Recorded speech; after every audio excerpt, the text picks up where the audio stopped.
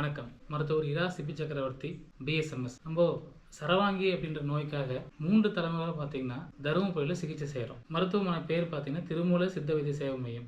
இந்த சரவாங்கி முடக்குவாத நோய் நம்மளுக்கு வந்திருக்குன்னு எப்படி நம்ம கண்டுபிடிக்கிறது? நார்மலாக பார்த்தீங்கன்னா எல்லா மூட்டுகளையும் வலி அப்படின்றது நம்ம வர ஆரம்பிச்சிடும். சிறு மூட்டுகள்லேருந்து பெருமூட்டுகள்லேருந்து எல்லா மூட்டுகள்லையும் வலி வர ஆரம்பிச்சிடும், வீக்கம் வர ஆரம்பிச்சிடும். சரி, இப்போ மற்ற நோய்களுக்கு இதுக்கு என்ன வித்தியாசம்னு சொன்னால், இந்த நோயை பொறுத்த மட்டும் அந்த வீக்கம் வலின்றது சின்ன மூட்டுலேருந்து பெரிய மூட்டு கண்டினியூவாக வர்றதுனால அந்த மடக்கிறது நீட்டுறது சிரமம் ஆகிடும் அவங்களுக்கு. மார்னிங் எந்திரிச்ச உடனே ஒரு அரை மணி நேரத்துக்கு அந்த படுக்கையிலேருந்து எந்திரிக்கவே முடியாது. ஒரு அரை மணி நேரம் கழிச்சு தான் அந்த படுக்கையிலேருந்து எழுந்து வெளியே வர முடியும். அந்த அளவுக்கு வந்து ஸ்டிஃப்னஸ் ஆகிடும். இது வந்து சரவாங்கி அப்படின்றத நம்ம இதன் மூலியமாக தெரிஞ்சுக்கலாம் பார்க்குறப்போ. இதே வந்து அடுத்த ஸ்டேஜ் என்னன்னு பார்த்தீங்கன்னா பிளட் டெஸ்ட் பார்க்கணும். பரிசோதனை வந்து நிறைய டெஸ்ட்லாம் இருக்குது இல்லைங்களா. இதெல்லாம் வந்து சிகிச்சை முறையில் நம்ம செய்யலாம். நான் வந்துட்டு நம்முடைய திருமூலர் சித்த வைத்திய சேவை மையத்தில் பாரம்பரிய மருத்துவராக இருக்கேன். இது நாங்கள் இந்த சரவாங்கி முடக்குவாதத்தை சார்ந்த நோயாளிகளை பார்க்கின்ற போது அவர்களுடைய நாடியுடைய பரிசோதனையில் இவங்களுக்கு இப்படிப்பட்ட நோய் தாக்கங்கள் என்பதை புரிஞ்சுக்குவோம். அதற்கு பின்பு அவர்களுடைய உடல் வலியினை குறைப்பதற்காக வேண்டி வர்மாவுடைய சிகிச்சை இதெல்லாம் பண்ணி அவங்களுடைய ஹார்மோன் தூண்டுதல் எல்லாம் சரிங்களா ஏற்படுத்திட்டு அந்த நோயுடைய தாக்கத்தையும் வலியையும் 5 நாளில் குறைப்பதற்காக வேண்டி முயற்சி பண்ணுவோம். அதற்கு பாரம்பரியமாக என்னுடைய தந்தையாரால் சொல்லப்பட்ட பாரம்பரிய மருந்துகளை கொண்டு சிகிச்சை அளிக்கிறோம். ஐயா, இந்த சரவாங்கி நோயில என்னென்ன கேட்டகரிஸ் இருக்கு?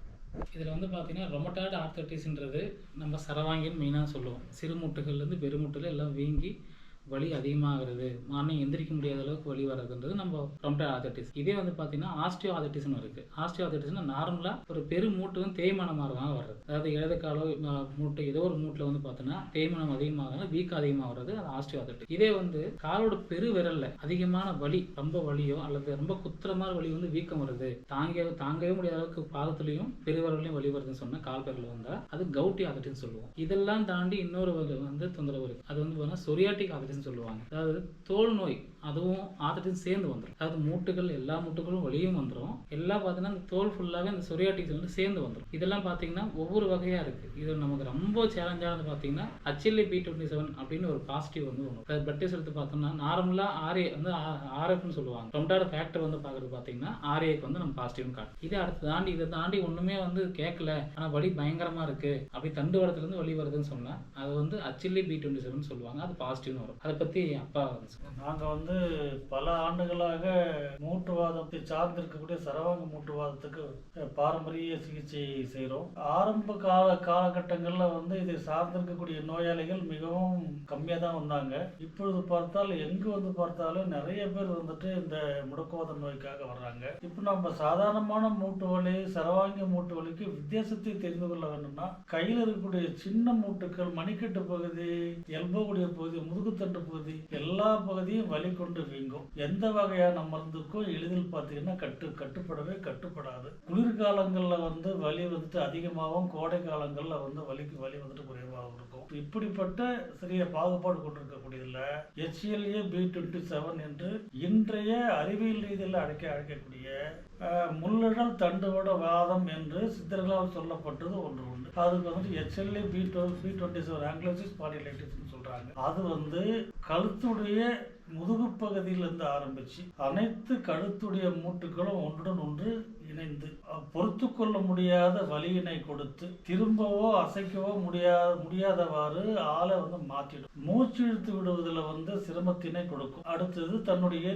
தோற்றமானது கருமை நிறமாக படர்ந்து எந்த விதமான வேலையை செய்தாலும் கூட வலியானது அதிகப்பட்டு கொண்டே சென்றார். அதுக்கு நீங்க முள்ளடல் தண்டுவிட வைகிரதவாதமாக இருக்கலாம் என்பதற்கான பரிசோதனை செய்தால், அதுவும் பார்த்தீங்கன்னா பரிசோதனை செய்துவிட்டு காலம் கடந்து சிகிச்சைக்கு வருவதை விட ஆரம்ப காலகட்டத்திலேயே சிகிச்சைக்கு வந்தால் நம்முடைய பாரம்பரிய சித்த மருத்துவ முறையினை கொண்டு மிகவும் விரைவாகவும் சிறப்பாகவும் சிகிச்சை கொடுக்கலாம். அதாவது நம்ம HLA-B27 அப்படின்றதுக்கான வலி என்ன மெயினாக முதுகு தண்டு பகுதியில் நம்ம சொல்கிறோம். இதே நார்மலாக இன்னொரு வலியும் அதே மாதிரி வரும். அதாவது லம்பார் ஸ்பாண்டிலைட்டிஸ்னு சொல்லுவாங்க. அதாவது முதுகு பகுதியில் அந்த எலும்பு ஒன்று பார்த்தா அழுத்துறதுனால உள்ள இந்த கொஞ்சம் நேரம் வெளியே வெளியே வந்துன்னு வச்சுக்கோங்களேன், சிம்பிளாக சொல்ல போனால். அதனால வர வலின்றதும் ரெண்டும் ஒரே மாதிரி தான் இருக்கும். இதில் நம்ம எப்படி தெரிஞ்சுக்கிறதுன்னு பார்த்தீங்கன்னா, டெஸ்ட் பண்ணுறது வந்து 2வது பட்சம். ஆனால் முதல்ல பார்த்தீங்கன்னா ரெஸ்ட் எடுத்தா, இப்போ நான் வந்து ரெஸ்ட் எடுத்துட்டேன், எனக்கு வலி பயங்கரமாக இருக்கு, முதுகு வலி இருக்கு, நான் என்ன பண்ணுறதுன்னு ரெஸ்ட் எடுத்தீங்கன்னு சொன்னால் அதனால சரியாகும்னு சொன்னால் அது வந்து லம்பார் ஸ்பாண்டில்னு சொல்லுவாங்க. இதே ரெஸ்ட் எடுத்தீங்கன்னா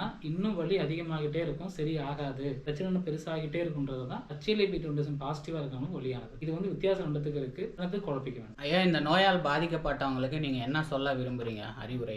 என்னுடைய கடந்த கால அனுபவத்தில் பல ஆண்டுகள் நான் பார்த்ததுல, அதாவது நம்முடைய உடல்ல சரிங்களா, எங்கெல்லாம் மூட்டு பகுதி இருக்கிறதோ அங்கெல்லாம் வலி கொண்டு வீங்கினால், ஒரு தேள் கொட்டியது போல கடுத்தால், எந்த விதமான வேலையும் செய்யவே முடியலன்னு சொன்னா, நீங்க இதை சாதாரணமா வந்துட்டு யோசிச்சுட்டு மெடிக்கல் ஷாப்ல போயிட்டு அதுக்கான பெயின் கில்லரும் மற்றதோ வந்துட்டு வாங்கி சரியா போட்டு உங்களுடைய உடல்நிலையினை நீங்களே கெடுத்து கொள்ள வேண்டாம். உடல் வலிக்கிறது, மாற்றம் காணுகிறது என்றாலே அதற்கான சிறப்பாக படித்திருக்கக்கூடிய மருத்துவர்களை சென்று கண்டு தனக்கு வந்திருப்பது என்ன பிரச்சனை என்பதை நன்கு புரிந்து கொண்டதற்கு பின்பு சிகிச்சையினை மேற்கொள்வதல் நலம். சில பேர் வந்து அவங்களுக்கு வந்துட்டு ஆஸ்ட்ரியா ஆர்த்ரைட்டிஸ் இருக்கலாம், அல்லது HLA-B20 இருக்கலாம், SLE இருக்கலாம், ஆன்டிசிசிபி இருக்கலாம், RA ஃபேக்டர் இருக்கலாம், எதுவாக இருந்தாலும் அதை வந்துட்டு சாதாரணமாகவே எடுத்துக்கிறாங்க. அப்படியெல்லாம் இல்லாம முறையான மருத்துவர்களை பார்த்து அதற்கான சிகிச்சையினை மேற்கொள்வது சால சிறந்தது. அப்பொழுதுதான் நீங்க உங்களையே வந்து அந்த நோயிலிருந்து காப்பாற்றிக்க முடியும். காலதாமதம் என்பது மிகவும் எதிர்பாராத வகையான கஷ்டத்தினை கொடுக்கும். ஐயா, இதற்கான சிகிச்சை முறை நம்ம கிட்ட எப்படிங்க இருக்கும்? சரியான கேள்வி தம்பி. மற்ற வைத்தியசாலைக்கும் நமக்கும் வந்து அதிகமான மாற்றத்தினை பார்க்கின்ற போது, எப்படிப்பட்ட சரவாங்கி நோயாளியாக இருந்தாலும் கூட அவர்களுக்கு 5 நாளில் முதலில் அவர்களுடைய பிரச்சனையான வலியினை குறைப்போம். அதற்காக மேலே தேய்க்கக்கூடிய தைலத்தில் இருந்து, அப்புறம் நம்முடைய உடலிலே வந்துட்டு வர்மாவுடைய புள்ளிகள்லாம் பிடிச்சி அதை வந்துட்டு தூண்டுதல் ஏற்படுத்தி 5 நாளில் நிச்சயமாக வலியினை குறைத்து அவர்கள் அந்த வலியில இருந்து விடுபட்டு நிம்மதியாக வாழக்கூடிய நம்பிக்கையை முதல்ல கொடுத்துருவோம். அதற்கு பின்பு அதற்காக இருக்கக்கூடிய பிரத்யோக பரிசோதனைகளை செய்து அவர்களுக்கு என்ன நோய் என்பதை முழுமையாக கணித்து சரிங்களா, அதற்கான சிகிச்சை கொடுப்போம். அதுல வந்து பத்திய என்பது இந்த நோய் தீர்வதற்கு பத்திய கட்டுப்பாடு என்பதும் பயிற்சியும் வந்து மிக மிக ஆக இங்க வந்து நம்ம வேறு நோய்களுக்கு சிகிச்சை எல்லாம் கொடுப்பதில்லை. சரவாங்கி சார்ந்திருக்கக்கூடிய மூட்டுவாதத்திற்கு மட்டும்தான் சிகிச்சை தவிர மற்ற எந்த நோய்க்கு நாம் வந்துட்டு சிகிச்சை இல்லையா. தனக்கு சரவாங்கி நோய் வந்துவிட்டதே என்று சொல்லி யாரும் கஷ்டப்படவோ கவலைப்படவோ தேவையே இல்லை. இது தீர்க்க முடியாது கர்மவினை நோய் என்று நமக்கு வந்து எல்லாரும் சொன்னாங்கன்னா கூட அதற்காக நீங்க ஒன்றும் பயப்பட வேண்டியதில்லை. திருமூலர் சித்த வைத்திய சேவை மையம் சரவாங்கி நோயை சார்ந்தவர்களுக்கு சிகிச்சை அளிப்பதற்காக சேவையின் நோக்கமாக காத்து கொண்டிருக்கிறது. நீங்க வந்துட்டு அடியிலே காணக்கூடிய போன் நம்பர்ல நீங்க என்னை எப்பொழுது வேண்டுமானாலும் தொடர்பு கொண்டு பேசலாம், சந்தேகங்களை கேட்டறியலாம். பயப்பட வேண்டாம். சரவாங்கி சார்ந்திருக்கக்கூடிய எல்லா வகையான வாத நோய்களும் தீர்க்கக்கூடியதே. அதற்கு பயிற்சியும் பத்தியமும் மருந்தும் இருந்தால் நிச்சயமாக உங்களுடைய துன்பத்திலே இருந்து நீங்கள் விடுபட்டு நிம்மதியான வாழ்க்கையினை வாழலாம் என்பது சத்திய உறுதி. நம்முடைய திருமூலர் வைத்திய சேவை மையமானது தர்மபுரியில அரசு மருத்துவமனைக்கு பின்புறம் உள்ள காவல்துறையுடைய குடியிருப்பு பகுதியில வீர சிவாஜி நகர் என்ற தெருவுல நம்முடைய வைத்தியசாலையானது அமைந்துள்ளது. நீங்க வந்துட்டு தருமபுரி அரசு மருத்துவமனையிலேருந்து பார்த்தீங்கன்னா ஆட்டோ ஏறி வேப்ப மருத்துவ கொட்டாய் ஸ்டாப்பில் இறங்கிட்டு வைத்தியசாலை என்று கேட்டாவே எல்லாருக்கும் தெரியும். GHலேருந்து பார்த்தீங்கன்னா 2 நிமிட ஆட்டோ உடைய டிராவலிங் டைம் தான். மகிழ்ச்சி. நன்றி.